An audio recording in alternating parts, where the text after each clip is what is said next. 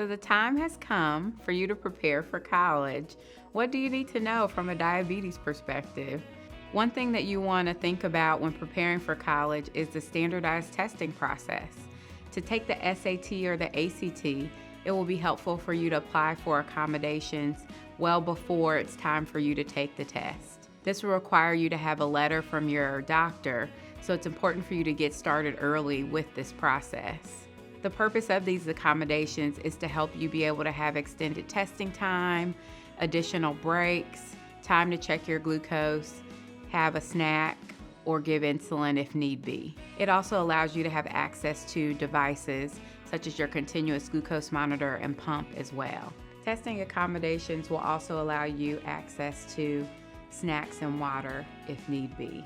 You can also consult with your school's administrator or disability officer if you have additional questions about applying for testing accommodations.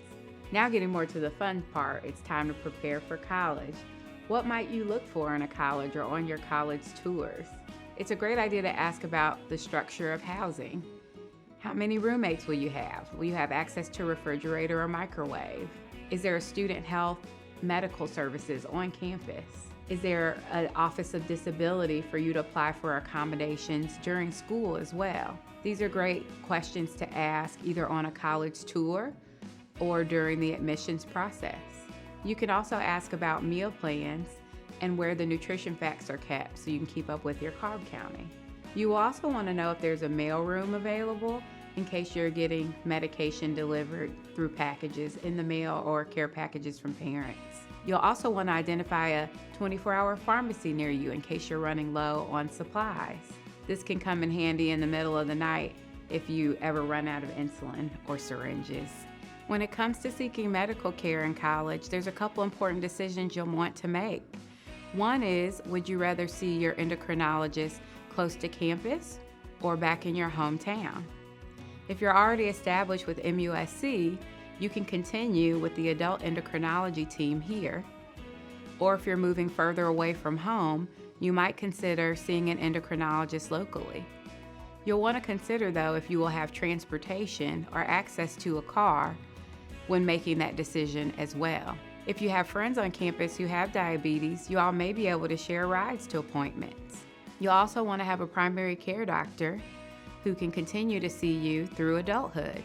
You may want to transition to a family med or internal medicine doctor before you leave for college or utilize the services at student health on campus. This will be important for minor issues like coughs and colds, also for things like vaccines and medication refills not associated with your diabetes. You also want to make a list of supplies that you'll need to take to campus with you. The key is to not run out of your supplies while you're on campus, so make sure you're keeping track of what you have left and what you need. Don't open that last pen or vial without a plan on how you're going to get more insulin. You also want to talk to your roommates about having diabetes and what they can do to assist you if you ever need help. One example of that would be indicating which snacks are for your low blood sugars and therefore are off limits. You also want to point them in the direction of your glucagon kit and show them how to use it in case of emergency.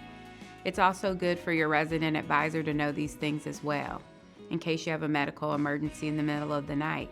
You could even give your parents or other friends this person's contact information so that you have someone safe to rely on while you're on campus. Also talk to your friends and roommates about any continuous glucose monitors or pumps you might be using. They may be hearing buzzes and beeps and other alarms, so it's important for them to know how important these are to you. You also want to think about asking for refrigerator access when you get to college. That way you have a place to store your unopened insulin and keep your juice boxes cold. When you arrive on campus, you'll want to register with your school's disability office. This can allow you to register for classes earlier and have access to other accommodations that may not otherwise be available to you. This is not the time to be shy. It's okay to tell people that you have diabetes, especially so that you can get additional resources on campus.